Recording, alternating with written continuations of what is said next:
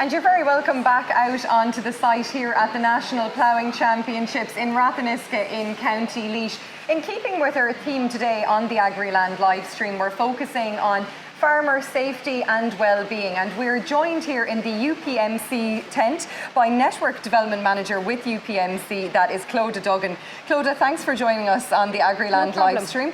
I suppose, can you tell us first, what is UPMC for people who might not have heard of you? No problem. So UPMC, it's a healthcare organisation originally founded in the US.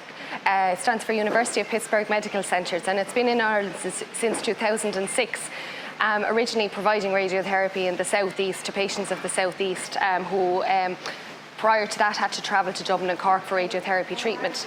So since then it has grown massively, and now we have 3 hospitals across the eastern third of the country: UPMC Auteven Hospital, UPMC Kildare Hospital and UPMC Whitfield Hospital in Waterford. Over the last few years it's grown, and we now have sports medicine clinics as well, and we provide healthcare in all aspects. Okay, and we're obviously here at the Ploughing Championships, so a big focus on farmers and their health, and I'd imagine a demographic that you do see a lot in UPMC. Oh, absolutely, and from a farm myself. I'm from a dairy farm. I'm married to a beef farmer, so well familiar with that demographic. Absolutely. But I suppose when you think of farmers, we might be guilty of just thinking maybe the older generation, and now it's different. It's a little bit different. Like, we do have the younger generation coming through. A very active lifestyle, but there's some misconceptions. People would say it's a very healthy lifestyle because you're outside and you're working physically. But actually, believe it or not, it can be quite an unhealthy lifestyle in that.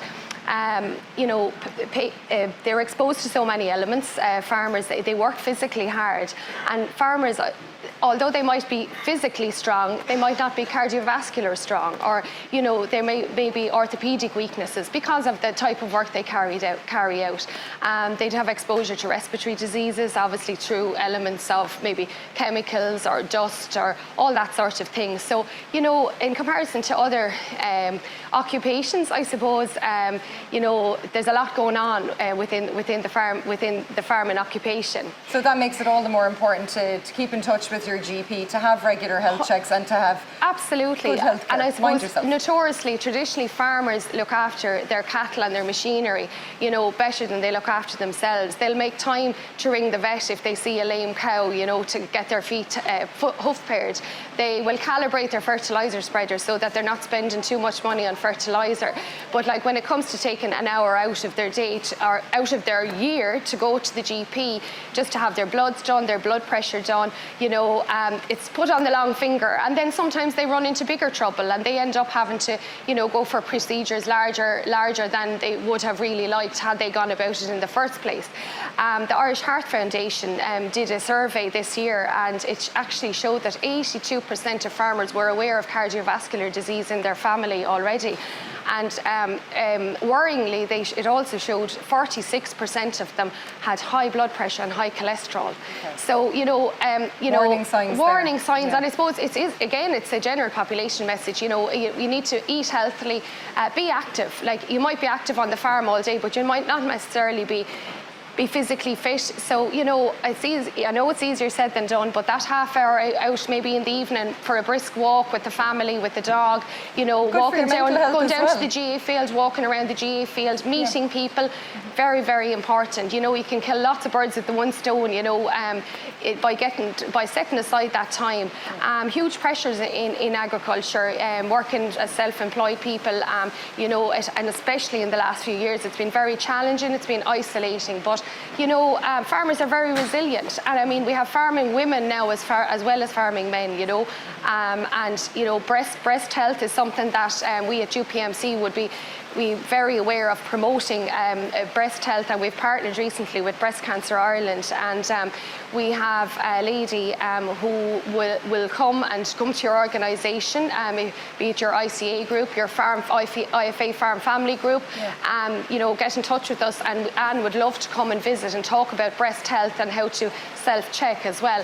So it's not just, like I said early in the conversation, it's not just the elderly farmer, elderly gentleman. Like, we have young farmers, young guys who are playing sport, and you know, they're working all day, then they're going playing sport, then they get injured. And you know, so it's simple things like visit your GP once a year. If you have an ache or pain, go to physio. Go to physio, you know, and like, it might spare you a trip to the hospital further down the line. Okay, and in terms of, we've spoken about heart health. How about urology and how important that is here? So again, like, I suppose back when I joined UPMC, you know, I suppose I particularly worked in the area of radiotherapy, and we would have had gentlemen coming in with being treated for prostate cancer.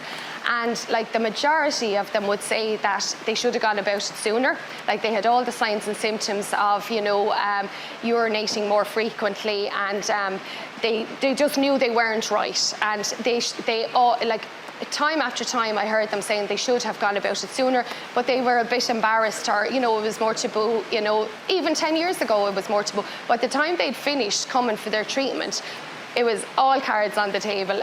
They would talk about everything, and they said they don't understand what the big deal is. So, you know, we've come the full circle. Like I said, with the breast health, prostate health, it's very, very simple. There's a simple message. If you feel you're not right, well, then you're probably not. So lift the phone, go to your GP. Your GP will direct you adequately, whether it's to UPMC, to a hospital to see a consultant, or it's to our sports medicine to see a physio.